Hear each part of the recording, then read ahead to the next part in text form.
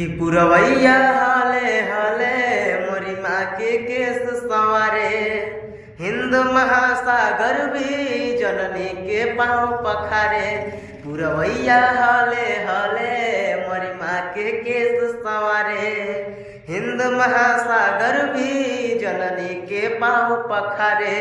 केसरिया हरियर मिलके अजहा नया रंग बन जाला, अजहा ईद होली में साथे गाले लग के गीत गवाला। रमजान में राम दिवाली अली गुजरती साथे अजान। सच हउए सोना के चिड़ैया नु हो हमार देशवा महान। सच हउए सोना के चिड़ैया नु हो हमार देशवा महान।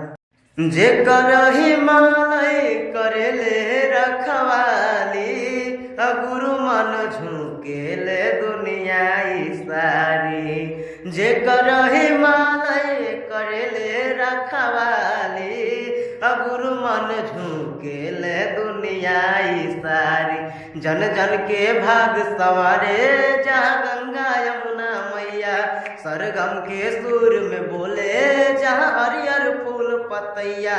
लहर लहर लहरा लहर दम गजब तिरंगा सान।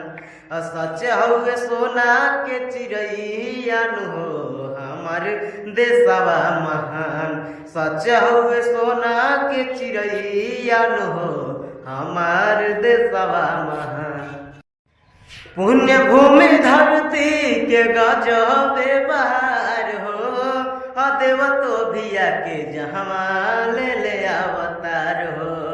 पुण्य भूमि धरती के गजबे बहार हो, देव तो भिया के जहाँ ले अवतार हो। जननिया जन्मभूमि भी जहाँ स्वर्ग से बढ़ के होले, सीमा पर सीना ताने वीर वंदे मातरम बोले।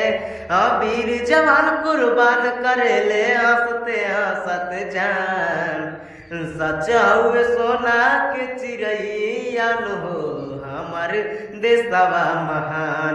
सच हउए सोना के चिड़ैया नु हो हमार देशवा महान।